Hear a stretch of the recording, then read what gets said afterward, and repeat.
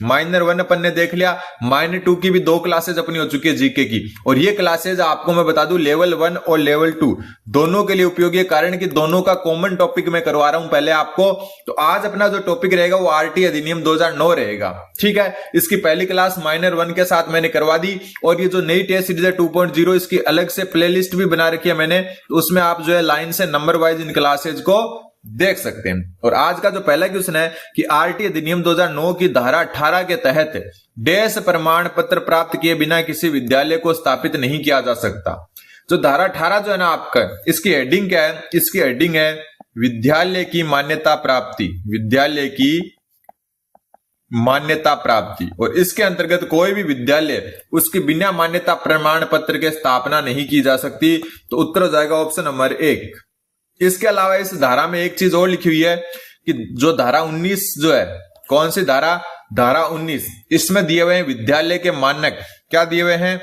विद्यालय के मान व मानक, विद्यालय के मान व मानक। तो इसमें यह भी लिखा गया है कि धारा 19 में वर्णित विद्यालय के जो मान और मानक है उनको भी पूरा करना चाहिए, और साथ में मान्यता प्रमाण पत्र भी होना चाहिए, ठीक है। तो उत्तर हो जाएगा इसमें ऑप्शन नंबर 1 मान्यता, ठीक है। ये देखो भले यहां लेवल 1 लिखा हुआ है, लेकिन लेवल 1 और लेवल 2 दोनों के लिए उपयोगी। आप कमेंट करते हो कि लेवल 2 कब करवाओगे, तो आप जो नाम देख मत जाओ। कॉमन टॉपिक है, राजस्थान जी के दोनों तरफ है, आरटी अधिनियम दोनों तरफ है। जो अभी कॉमन टॉपिक है वो मैं करवा रहा हूं, बाकी जो सब्जेक्ट की क्लास है उसको अपन स्टार्ट करेंगे कुछ सब्जेक्ट में, जैसे लेवल 1 के सब्जेक्ट स्टार्ट करेंगे, प्लस में जो है लेवल 2 के साइंस मैथ को अपन दूसरे चैनल पर स्टार्ट करेंगे, तो वो अलग करेंगे। तो उस जो है यहाँ पर नाम पर मत जाओ, दोनों में कॉमन है ये।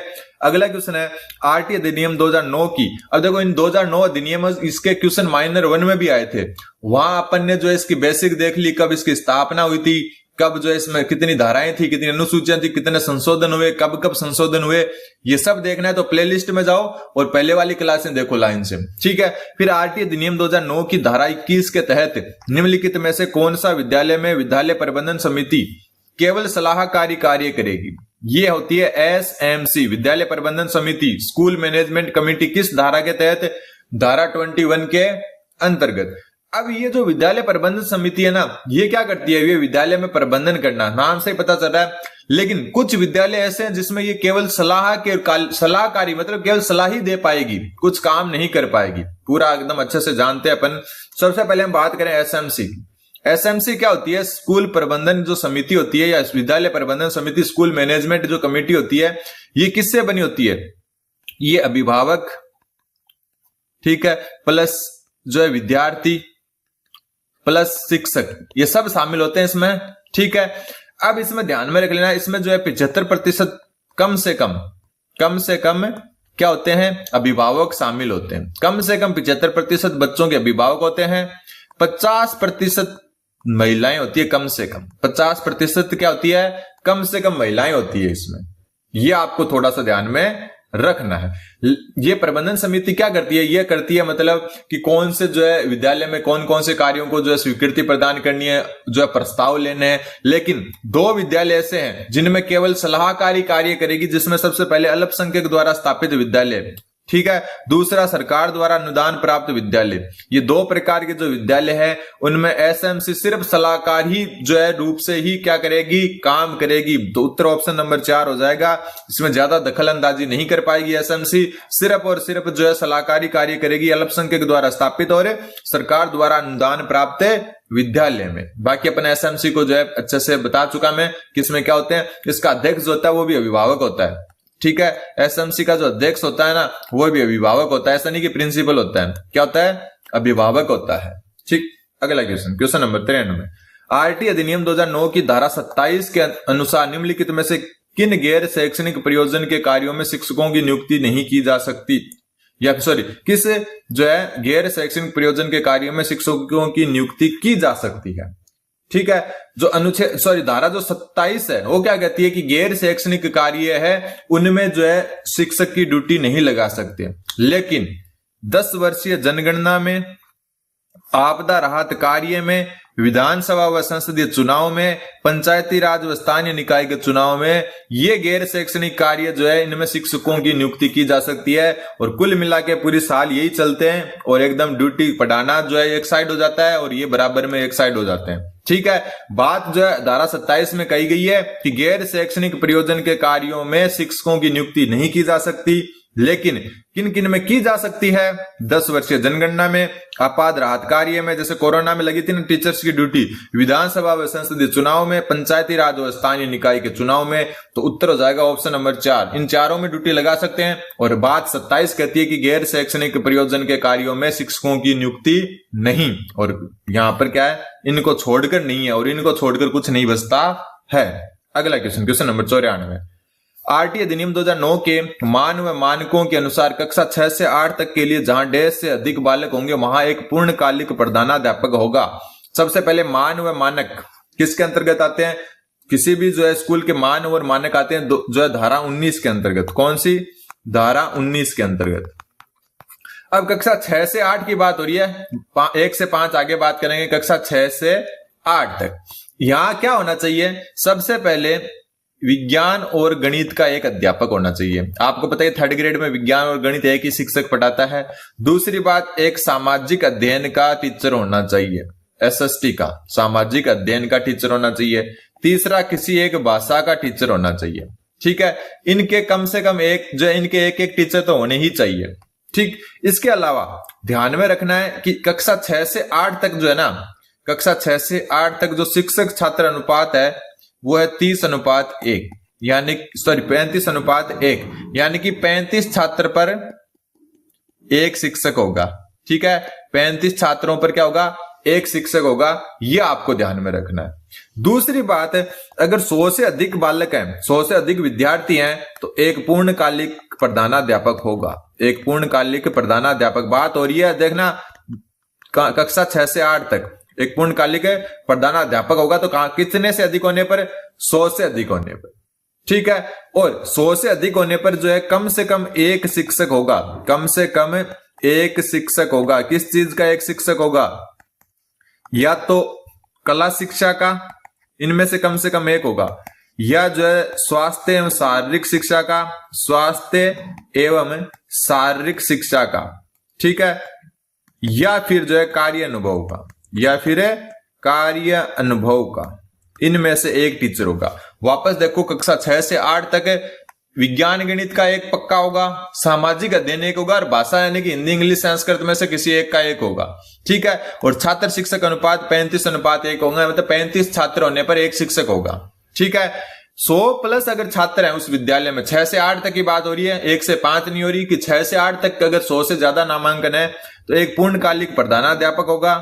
कम से कम एक शिक्षक होगा, या तो कला शिक्षा का होगा, या स्वास्थ्य एवं शारीरिक शिक्षक होगा, या कार्य अनुभव का होगा, मतलब पीटीआई वगैरह की पोस्टें होगी। तो यहां पर आपको ध्यान में रखना है। उत्तर हो जाएगा 100 से अधिक।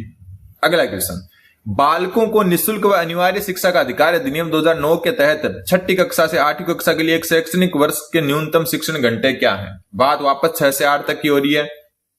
एक बात और, अपना ऐप है परफेक्ट मॉक। ठीक है, इस पर जो है 99 रुपए में टेस्ट सीरीज आ रखी है। ठीक है, टेस्ट सीरीज आ रखी है, लेवल 1 और लेवल 2 दोनों के लिए है। राजस्थान जीके और जो है आपकी राजस्थान से संबंधित जितना भी मैटर है, चाहे राजस्थान की कला संस्कृति, इतिहास, भूगोल, राजस्थानी भाषा, साहित्य, खेल, खिलाड़ी, सब जो है प्रतीक चिन्ह, उनका टेस्ट होगा। ठीक है, परफेक्ट मॉक ऐप है, लिंक डिस्क्रिप्शन में दिया है, वरना डायरेक्ट सर्च कर सकते हो आप। अभी तक लगभग 80 स्टूडेंट्स ने जो है टेस्ट सीरीज ले ली है, लॉन्च होने के मात्र 7-8 दिन में। तो आप भी जाकर फ्री टेस्ट, देखो डेमो अवेलेबल है, जाकर डेमो देखें एक बार, फिर ही लें, डायरेक्ट नहीं खरीदनी आपको। अब कक्षा 6 से 8 तक जो है शैक्षणिक वर्ष के लिए न्यूनतम शिक्षण घंटे कितने होंगे? बात करें पहले कक्षा 1 से 5 तक, कक्षा 1 से अगर 5 तक की बात करें तो कक्षा 1 से 5 तक 200 तो कार्य दिवस होंगे, 200 तो कार्य दिवस होंगे, और 800 जो है शिक्षण घंटे होंगे, 800 शिक्षण घंटे होंगे वर्ष में। ठीक है, बात करें कक्षा 6 से 8 तक की, कक्षा 6 से 8 तक की बात करें तो 220 कार्य दिवस होंगे, 220 कार्य दिवस, और 1000 शिक्षण घंटे होंगे, 1000 शिक्षण घंटे होंगे। ये आपको ध्यान में रखना है। तो उत्तर हो जाएगा 1000, ऑप्शन नंबर 2। अगला क्वेश्चन, क्वेश्चन नंबर 96। देखो इसका बेसिक पहले करवा चुका मैं माइनर 1 के टाइम, तो वो आप प्ले लिस्ट में जाकर देख सकते हैं। शिक्षा का अधिकार अधिनियम 2009 की धारा 29(1) के तहत राज्य की घोषित शैक्षिक प्राधिकारी संस्था कौन सी है? ये बहुत अच्छा क्वेश्चन है। मतलब आरटी अधिनियम 2009 में धारा जो 29(1) है उसके अंतर्गत राज्य की घोषित शैक्षिक प्राधिकारी संस्था कौन सा है? माध्यमिक शिक्षा बोर्ड नहीं है, ध्यान में रख लेना। ना ही राष्ट्रीय माध्यमिक शिक्षा अभियान है, ना ही सर्व शिक्षा अभियान है। यह है आपकी SCERT। कौन है? SCERT। कहां पर? राज्य में। ये आपको ध्यान में रखना है। 14 अगस्त 2018 से पहले इसका नाम SIERT था। क्या था? 14 अगस्त 2018 तक इसका नाम SIRT था, उसके बाद में SCRT कर दिया। और केंद्र में कौन होगी घोषित संस्था? केंद्र में होगी NCERT, जिसकी किताबें अपने चलती है ना, NCERT की किताबें। ठीक है, तो केंद्र में तो होगी NCERT और राज्य में कौन होगी? SCERT। किसके तहत? धारा 29(1) के तहत। पहले मैं आपको बता चुका ना, SIERT ये जो आपकी इसकी 11 नवंबर 1978 में इसकी स्थापना हुई थी, और फिर जो है 14 अगस्त 2018 को इसका नाम SCERT कर दिया।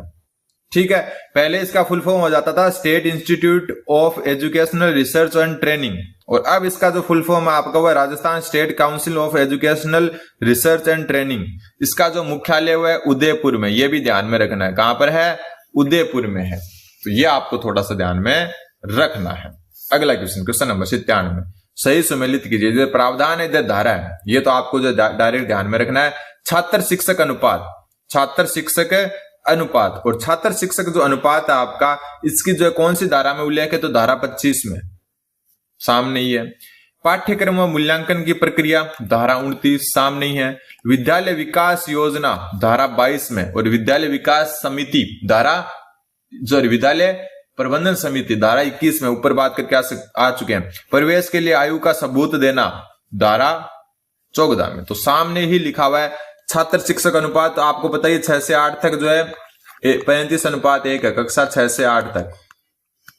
ठीक है, और पाठ्यक्रम और मूल्यांकन की प्रक्रिया धारा 29 CC जो है इसी के अंतर्गत आता है। ध्यान में रख लेना। सतत एवं व्यापक मूल्यांकन, कई बार क्वेश्चन आ जाता है ना, सतत एवं व्यापक मूल्यांकन कौन से धारा में उल्लेखित है? व्यापक मूल्यांकन, तो वो धारा 29 में उल्लेखित है। ठीक है, विद्यालय विकास योजना धारा 22 में, और प्रवेश के लिए आयु का सबूत देना, यानी कि जो है आपका एक प्रकार से हम कह सकते हैं जन्म प्रमाण पत्र वगैरह, उसका जो सबूत देना वो धारा 14 के अंतर्गत है। तो इसके सामने ही सारे सुमेलित हैं। फिर है आरटी अधिनियम की किस धारा के तहत यह प्रावधान किया गया कि कक्षा 8 तक की शिक्षा पूरी करने पर बालक को प्रमाण पत्र प्रदान किया जाएगा? बहुत अच्छा क्वेश्चन है। जो है मतलब कक्षा 8 की जो है आपकी शिक्षा पूरी करने पर बालक को प्रमाण पत्र प्रदान किया जाएगा, ये धारा 30 कहती है। क्या कहती है? धारा 30 कहती है। एक बात मैं वापस बता दूं कि इसकी जो पहली बेसिक क्लास है वो पहले देख चुके हैं अपन। अगर कोई स्टूडेंट नया है तो वो पहले जाकर वो भी देख सकता है प्ले लिस्ट में। अब बात करें धारा 30 क्या कहती है कि कक्षा 8 तक की शिक्षा पूरी करने पर बालक को प्रमाण पत्र प्रदान किया जाएगा। आजकल जो किया जाता है ना 8वीं बोर्ड के नाम से अपन जिसको जानते हैं। ठीक है, एक धारा 28 थोड़ी सी याद कर लेना। धारा 28 जो है वो क्या कहती है? धारा 28 कहती है कि कोई भी जो है सरकारी शिक्षक है क्या करेगा? शिक्षक द्वारा प्राइवेट ट्यूशन नहीं करवाया जाएगा। शिक्षक द्वारा प्राइवेट ट्यूशन नहीं करवाया जाएगा। प्राइवेट ट्यूशन पर प्रतिषेध। अब जो है कई स्टूडेंट जो है वो क्या करते हैं? वो करते हैं कि यार टीचर यूट्यूब पर क्यों पढ़ाते हैं? जैसे मैं ही पढ़ा रहा हूं, सरकारी टीचर होकर यूट्यूब पर पढ़ा रहा हूं, लेकिन ये यूट्यूब पर पढ़ाने से या कंपटीशन एग्जाम में पढ़ाने से प्रतिषेध नहीं करता है। ये क्या प्रतिषेध करता है कि आप जिस स्कूल में पढ़ा रहे हो ना उस स्कूल के स्टूडेंट्स को प्राइवेट ट्यूशन नहीं दे सकते घर पर बुलाकर। ठीक है, आप भले किसी कंपटीशन क्लासेस को पढ़ाएं या किसी और को पढ़ाएं, किसी दूसरे स्कूल में जाके पढ़ाएं, किसी दूसरे स्कूल के बच्चों को ट्यूशन पर पढ़ाएं, लेकिन खुद की जो स्कूल होती है ना जहां आप पढ़ा रहे हो उसी स्कूल के बच्चों को आप प्राइवेट ट्यूशन नहीं करवा सकते। तो ये जो आपको जो है बहुत सारे स्टूडेंट्स को चिंता हो जाती है हमारी कि यार आप सरकारी टीचर होके पढ़ा रहे हो, तो ये धारा 28 पढ़ते हैं उनको याद आता है कि यार इनको जो है थोड़ी सी ध्यान रखना चाहिए इनको। तो उनको मैं बता दूं कि ये जो है आप जिस स्कूल में कार्यरत है उसके जो स्टूडेंट है उनको प्राइवेट ट्यूशन नहीं करवा सकते आप, ठीक है। धारा 29 क्या बोल रही है, एक मिनट, धारा 29, और जो शिक्षक मतलब जो आप भी शिक्षक बनने वाले हो भाई, जो शिक्षक अपनी खुद की स्कूल के बच्चों को अगर प्राइवेट ट्यूशन करवाता है तो उससे बड़ा कामचोर कोई नहीं हो सकता।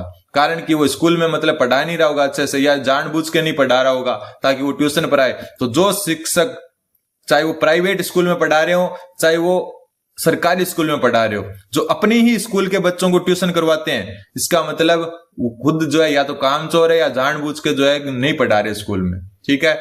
आज मुझे भी अगर स्कूल में कोई मतलब स्टूडेंट बोलता है कि सर ट्यूशन आ जाएगा, तो मैं उसको यही बोलता हूं कि स्कूल में 6 घंटे में तू कभी भी मेरे पास आके ट्यूशन पूछ सकता है, लेकिन ट्यूशन नहीं करवाएंगे। क्यों? क्योंकि अगर आप खुद के स्कूल के बच्चों को ट्यूशन करवा रहे हो मतलब कहीं ना कहीं आप स्कूल में जो है अपना पूरा 100% नहीं दे रहे हो, या जो है काम चोरी कर रहे हो, ठीक है। अपने आदर्श नहीं बनना, लेकिन जो है कम से कम इतना ध्यान रखिए, क्योंकि अपन जो सरकारी स्कूल में जिस सरकारी स्कूल में अपन पढ़ाएंगे, आप में से बहुत सारे पढ़ाने जाएंगे आगे भावी शिक्षक होंगे, वो बच्चे जो है उतने जो है समाज का जो निचला जो वर्ग होता है ना उसमें से आते हैं 90%, जिन जो आर्थिक रूप से कमजोर होते हैं। तो उनको हमेशा थोड़ा सा इस भाव से देखें कि उनकी थोड़ी सी हेल्प की जा सके। ये आप जो है शिक्षक बनने के बाद में देखोगे भी कि कोई का थोड़ा बैग फटा हुआ है, कोई चप्पल बिना आ रहा है, कोई जो है पैंट फटी हुई आ रहा है, आपको खुद को ऐसा अगर आप में थोड़ी अगर आप मतलब अगर पत्थर दिल है तो अलग बात है, वरना आपको खुद को लगेगा कि यार ऐसे भी स्टूडेंट्स हैं, ठीक है। ध्यान रखना कि जो है समाज में ऐसे भी लोग होते हैं, भले आपको आसपास नहीं दिख रहे हो, लेकिन आप जब स्कूलों में जाओगे तब आपके सामने होगा ये सब, ठीक है। धारा 29 क्या कहती है? धारा 29 जो कहती है आपकी, धारा 29 तो वैसे ऊपर अपन पढ़ कर आए ना, ये रही धारा 29, पाठ्यक्रम व मूल्यांकन की प्रक्रिया, और इसके अंतर्गत सीसी, ध्यान रख लेना, सतत एवं व्यापक मूल्यांकन, ये किसके अंतर्गत है? धारा 29 के ही अंतर्गत है। फिर बात आती है आपकी अगली धारा की, धारा 31 की। धारा 31 क्या कहती है? बालकों के शिक्षा के अधिकार की मॉनिटरिंग करना, शिक्षा के अधिकार की मॉनिटरिंग करना, अधिकार की मॉनिटरिंग करना, मॉनिटर करना, ठीक है। इसमें क्या होता है? इसमें बाल संरक्षण आयोग है, बाल संरक्षण आयोग चाहे वो राष्ट्रीय हो या राज्य हो, ठीक है। इसके अलावा स्थानीय प्राधिकारी, ये सब जो है इनको जो है ये दिया गया है कि आप बालकों के जो शिक्षा का अधिकार है उनकी मॉनिटरिंग करें, ठीक है। धारा 31 के अंतर्गत डायरेक्ट धारा भी पूछ लेते हैं। धारा 32 कहती है शिकायतों को दूर करना। क्या करना? शिकायतों को दूर करना, यानी कि स्थानीय जो प्राधिकारी है, कौन है? स्थानीय प्राधिकारी जो है वो शिकायतों को दूर करेगा, उनकी समुचित जो है क्या करेगा? समाधान करेगा। तो यहां पर आप जो है प्रमाण पत्र धारा 30 के अंतर्गत होगा। क्वेश्चन नंबर 99, भारतीय अधिनियम 2009 की धारा 36 के तहत निम्नलिखित में से किन धाराओं में दंडनीय प्रावधानों की कार्यवाही सक्षम अधिकारी से बिना पूर्व अनुमति के नहीं की जा सकती, ठीक है। क्या कहना चाह रहा है ये जो आपकी धारा जो है कौन सी है? ये धारा 36 जो है ये क्या कहनी चाह रही है कि किस जो है धारा 36 में ये उल्लेख है कि ये 3 धाराएं ऑप्शन में जो दी हुई है उसमें से दंडनीय प्रावधानों की कार्रवाई सक्षम अधिकारी से बिना पूर्वानुमति के नहीं की जा सकती। मतलब इसका जो पहले मैं उत्तर बता देता हूं फिर अच्छे से एक्सप्लेन करूंगा। इसका उत्तर 3 हो जाएगा, धारा 13, धारा 18 और धारा 19। इन 3 धाराओं में जो प्रावधान है उन पर जो है जो दंडनीय कार्रवाई है ना, या दंडनीय प्रावधानों की जो कार्रवाई है वो सक्षम अधिकारी जो है उसकी पूर्व अनुमति के बिना डायरेक्ट नहीं कर सकते आप। अब कौन कौन सी धारा क्या कहती है वो मैं बता देता हूं। धारा 13 क्या कहती है? धारा 13 कहती है कैपिटेशन शुल्क तथा अनुवीक्षण प्रक्रिया नहीं होना, अनुवीक्षण प्रक्रिया का न होना, प्रक्रिया का न होना। ये क्या चीज है? कैपिटेशन शुल्क मतलब आप किसी भी स्टूडेंट से प्रवेश शुल्क नहीं लेंगे। क्या नहीं लेंगे? प्रवेश शुल्क नहीं लेंगे। अनुवीक्षण प्रक्रिया कई स्कूलों में देखते हैं ना अपन, प्राइवेट स्कूलों में कि एक टेस्ट सा लेते हैं और उसके बाद मान लो कि आप एक स्कूल से 5वीं क्लास से 6ठी में जा रहे हो या 6ठी से 7वीं में वहां जा रहे हो, और वो क्या आपका एक टेस्ट लेते हैं और वहां नई स्कूल होती है और आप घबरा जाते हो, कुछ बोल नहीं पाते, और वो आपको क्या बोलेंगे कि यार ये तो स्टूडेंट जो है 7वीं क्लास के लायक नहीं है, इसको तो 4थी में बैठाओ, और आपकी एज हो जाती है ज्यादा, पहले होता था बहुत ज्यादा, अब तो शायद नहीं होता होगा इतना, क्योंकि मैं खुद जो है पहले गांव में पढ़ता था चौथी क्लास तक, 5वीं क्लास में मैं अजमेर गया, ठीक है, और अजमेर की जो शहर की स्कूल थी, पहली बार जो है बच्चे थे अजमेर गए, वहां पर टेस्ट लिया। अब पहली बार जो है जिले से बाहर, और वो भी इतने बड़े शहर में, और वो भी इतनी बड़ी स्कूल में जाकर दूसरों के सामने वो भी हिंदी बोलना, ठीक है, मारवाड़ी बोलेड़ी और फिर भट जाके हिंदी बोलनी, और वहां क्या बच्चा घबरा जाता है, और उनको क्या लगता है कि यार ये तो 5वीं क्लास में बैठने लायक नहीं है, इसको तो दूसरी में बैठाओ। तो ये जो है प्रक्रिया अभी इनको क्या है, धारा 13 के जो है अनुसार बंद कर दिया गया है कि ना तो आप जो है प्रवेश शुल्क लेंगे, ठीक है, ना आप जो है अनुवीक्षण प्रक्रिया यानी कि किसी टेस्ट या जो है किसी जो है अदर माध्यम से जो है बच्चे की जो है परख करके क्लास में लेंगे कि ये 6ठी के लायक है या 7वीं के, ठीक है। धारा 18 क्या कहती है? धारा 18 जो है आपकी, इसको भी ध्यान से पढ़ लेना, हर धारा को एकदम अच्छे से पढ़ना है, ठीक। धारा 18 जो है अभी ऊपर अपन पढ़कर आए ना, शायद तक 1 मिनट ऊपर पढ़कर आए हैं, ठीक है, मान्यता प्राप्ति से संबंधित है ना, मान्यता प्राप्ति वाली स्टार्टिंग में पहले क्वेश्चन में ही पढ़ा था, ठीक है। तो कोई भी विद्यालय बिना मान्यता प्राप्ति के संचालित नहीं होगा। धारा 19 जो है ये भी अपन ऊपर पहले ही क्वेश्चन में पढ़ चुके हैं, विद्यालय के मान व मानक, पहले क्वेश्चन में, आज का पहला क्वेश्चन था उसमें पढ़ चुके हैं ये, ठीक है। तो ध्यान में रख लेना, कैपिटेशन शुल्क, अनुवीक्षण प्रक्रिया, मान्यता प्राप्ति और विद्यालय के मान मानक, ये 3 धाराओं से संबंधित कोई दंडनीय प्रावधान की कार्यवाही सक्षम अधिकारी की बिना पूर्व अनुमति के नहीं की जा सकती, ये बात धारा 36 कहती है। अगला क्वेश्चन, क्वेश्चन नंबर 100, आरटीआई अधिनियम 2009 की किस धारा के तहत केंद्र सरकार को राज्य सरकार को निर्देश जारी करने की शक्ति प्रदत्त है? केंद्र सरकार राज्य सरकार को निर्देश किस धारा के तहत जारी कर सकती है? तो इसका उत्तर हो जाएगा ऑप्शन नंबर 1, धारा 35। इसके अंतर्गत देखो 3 प्रकार के जो है आदेश जारी कर सकते हैं, निर्देश। केंद्र सरकार किसको कर सकती है?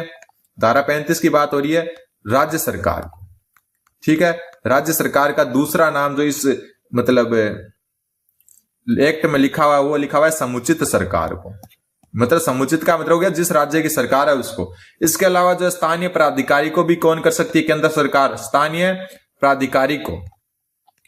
ध्यान रख लेना, केंद्र सरकार धारा 35 के अंतर्गत राज्य सरकार, समुचित सरकार जिसको राज्य सरकार का दूसरा नाम कह सकते हैं, और स्थानीय प्राधिकारी को क्या कर सकती है? निर्देश जारी कर सकती है।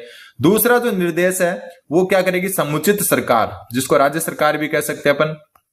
समुचित सरकार किस किस को आदेश जारी कर सकती है धारा 35 के अंतर्गत? तो समुचित सरकार जो है स्थानीय प्राधिकारी को और एसएमसी को, विद्यालय प्रबंधन समिति को क्या है? निर्देश जारी कर सकते हैं।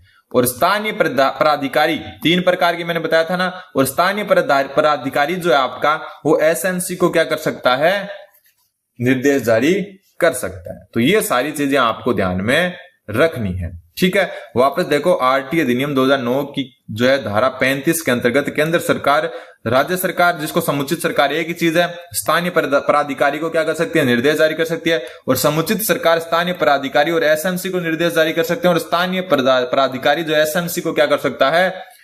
निर्देश जारी कर सकता है। किसके अंतर्गत है? धारा 35 के अंतर्गत। धारा 38 क्या कहती है? धारा 38 कहती है समुचित सरकार को नियम बनाने की शक्ति, समुचित सरकार को नियम बनाने की शक्ति, नियम बनाने की शक्ति। धारा 38 के अंतर्गत जो समुचित सरकार यानी कि राज्य सरकार है ना, वो अपना नियम बना सकती है अलग से। समुचित सरकार का मतलब राज्य सरकार से, यहां पर मतलब जो अपने अपने राज्यों में अपने हिसाब से नियम बना सकते हैं आरटी के अंतर्गत। इसलिए तो राजस्थान आरटी अधिनियम लागू हुआ था 2010 में, वो अपन आगे पढ़ेंगे, ठीक है। फिर आती है धारा 39। ये जो है आपको एक पिछली क्लास में अपन बता चुके कि 2012 के संशोधन से जुड़ी थी। किससे? 2012 के संशोधन से जुड़ी थी। और ये जो है आपकी धारा जो है 39 क्या कहती है? पहले 38 ही थी, ये 2012 में जुड़ी। कठिनाइयों को दूर करने की शक्ति, दूर करने की शक्ति केंद्र के पास, यानी कि कोई भी कठिनाइयां हैं उनको दूर करने की शक्ति किसके पास है? केंद्र के पास। ये धारा 39 के अंतर्गत किया गया, ठीक। फिर जो आपके धारा जो 20 है वो क्या कहती है? धारा 20 को अपन ऊपर पढ़कर आ चुके हैं। एक तो अनुसूची के संशोधन की शक्ति भी धारा 20 में है। किसकी? अनुसूची के संशोधन की शक्ति, अनुसूची के संशोधन की शक्ति, संशोधन की शक्ति, ये भी धारा 20 में है। और विद्यालय विकास योजना, ये भी क्या है? धारा 20 में। तो ये आपको ध्यान में रखना है। तो ये धारा 35 हो जाएगा इसका। अगला क्वेश्चन, निःशुल्क और अनिवार्य बाल शिक्षा अधिकार अधिनियम 2009 के अनुसार बालकों के अधिकार का संरक्षण के अंतर्गत अधिकारों के सुरक्षा उपायों की जांच और समीक्षा, उनके प्रभावी क्रियान्वयन की अनुशंसा का कार्य किसके द्वारा किया जाएगा? तो धारा 29 के अंतर्गत अपन पढ़ चुके हैं। धारा 29 के अंतर्गत ये जो है राष्ट्रीय एवं राज्य बाल संरक्षण आयोग द्वारा। ऑप्शन नंबर 4 उत्तर हो जाएगा। अगला क्वेश्चन नंबर 102। आरटी अधिनियम 2009 के मान व मान्य के अनुसार पहली कक्षा से 5वीं कक्षा के लिए विद्यालय में 240 छात्र होने पर प्रधानाध्यापक सहित न्यूनतम शिक्षक होने चाहिए। ऊपर अपन जो है 6 से 8 तक देख चुके, अब कक्षा 1 से 5 तक भी देख लेते हैं। कक्षा 1 से 5 तक का क्या सिस्टम है? अगर 60 बालक हैं, 60 तक अगर स्टूडेंट हैं तो 2 शिक्षक होंगे, ठीक है। 61 से 90 तक हैं तो 3 होंगे। 91 से 120 तक है तो 4 होंगे, ठीक है। और 120 से अगर 200 तक है तो 5 होंगे। कितने होंगे? 5 होंगे। अगर 150 प्लस छात्र हैं, 150 प्लस छात्र होने पर क्या होंगे? 5 शिक्षक प्लस 1 प्रधानाध्यापक, ठीक है, 6 हो गए। अब इसने एक बात और कही है कि 200 प्लस होने पर, 200 प्लस पर प्रत्येक 40 पर 1 होगा। प्रत्येक 40 पर क्या होगा? 1 होगा। प्रत्येक 40 पर 1 शिक्षक होगा, 1 शिक्षक होगा। अब यहां पर क्या है? 240 छात्र हैं, दिमाग लगाना। सबसे पहले तो देखो 120 से 200 तक 5 होंगे, तो ये तो 5 हो गए, ठीक है। बात हो रही है प्रधानाध्यापक सहित, यानी प्रधानाध्यापक को काउंट करना है। तो 120 से 200 यानी 5 तो ये हो ही गए, ठीक है। और एक ये प्रधानाध्यापक हो गए, 150 प्लस होते ही 6 हो गए।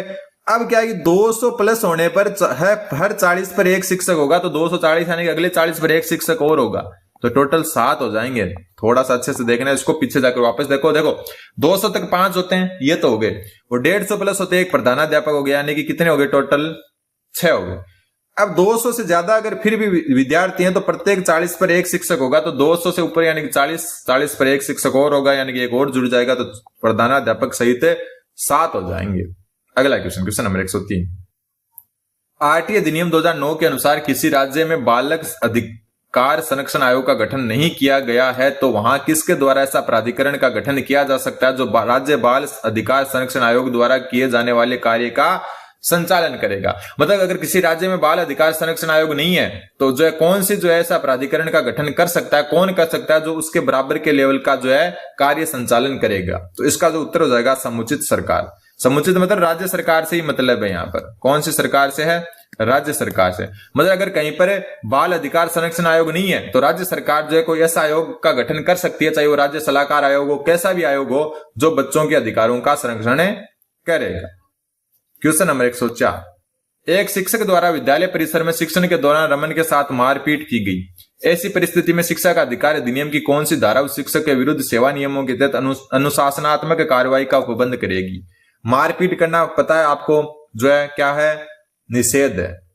17 पर खतरा होता है, मारोगे तो खतरा बन जाएगा, तो यहां पर उत्तर हो जाएगा आपका धारा 17। 17 पर खतरा यानी कि मारना नहीं है। शारीरिक व मानसिक दंड प्रतिषेध है धारा 17 पर, मानसिक दंड प्रतिषेध, ठीक है। धारा 16 क्या कहती है? रोकने व निष्कासन पर प्रतिबंध। रोकने व निष्कासन पर प्रतिबंध, निष्कासन प्रतिषेध कह सकते हैं। इसका मतलब क्या है कि अपन क्या कर सकते हैं? किसी को फेल नहीं कर सकते 8वीं तक, बात सुनी होगी ना। और निष्कासन यानी कि निकाल भी नहीं सकते, जब तक वो 8वीं क्लास पास नहीं कर सकता उसको जबरन टीसी भी नहीं दे सकते। रोकने पर प्रतिषेध है। लेकिन 2019 में इसमें क्या है? संशोधन किया गया। और संशोधन क्या था कि पहले आप जो है 5 व कक्षा 5 व 8 की जो बोर्ड परीक्षा है, 5 व 8 जो कक्षा है उसकी बोर्ड परीक्षा है, उसमें किसी बच्चे को रोक सकते हो। और जो है परिणाम जारी होने के 2 माह के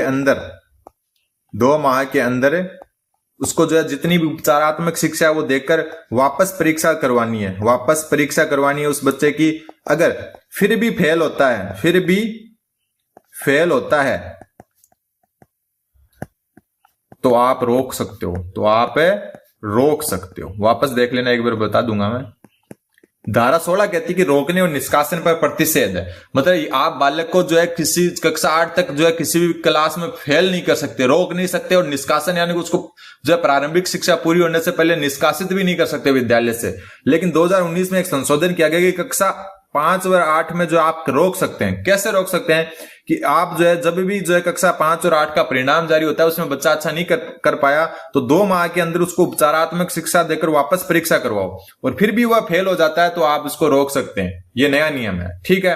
क्वेश्चन नंबर 105 और आज का लास्ट क्वेश्चन है, एक सरकारी विद्यालय में शिक्षकों की स्वीकृत पदों की संख्या 20 है, परंतु वहां केवल जो है 14 शिक्षक की कार्यरत या नियुक्त है। ऐसी परिस्थिति में शिक्षक अधिकार अधिनियम की धारा 26 के उल्लंघन को रोकने के लिए वहां न्यूनतम कितने शिक्षक और नियुक्त किए जा सकते हैं? धारा 26 क्या कहती है? शिक्षकों की रिक्तियां भरना, रिक्तियों को भरना, ये कहती है धारा 26। और ये धारा कहती है कि 10% आप जो है 10% पद खाली रख सकते हैं, पद खाली रख सकते हैं, मतलब 10% ही पद खाली रख सकते हैं। तो 20 छात्र हैं, सॉरी 20 शिक्षकों के पद स्वीकृत है, तो इसका 10% हो गया 2, यानी 18 तो पोस्ट आपको भरनी ही पड़ेगी। 10% खाली रख सकते हैं, मतलब 14 शिक्षक कार्यरत है तो 4 और लाओ, तब उल्लंघन रुकेगा, क्योंकि कम से कम 18 तो होने ही चाहिए। तो उत्तर ऑप्शन नंबर 3 हो जाएगा। तो ये अपनी माइनर टेस्ट 2 लेवल 1 और लेवल 2 दोनों के लिए उपयोगी जो है उसकी क्लास थी। उम्मीद है आपको समझ में आएगी। चैनल पर नए तो चैनल को सब्सक्राइब करें। अभी अपने जो है खेल खिलाड़ी और जो साइकोलॉजी आई हुई है माइनर 2 में वो बची हुई है, आज शाम को साइकोलॉजी की क्लास में आपको अपलोड कर दूंगा, और कल अपन जो है इसको पूरा कर लेंगे। कल शुक्रवार है, बचा शनिवार और रविवार अपने पास। उन 2 दिन में अपन जो है मैथ और लेवल 1 के जो सब्जेक्ट है उनको करेंगे। चैनल पर बने रहें, चैनल को सब्सक्राइब करें। धन्यवाद।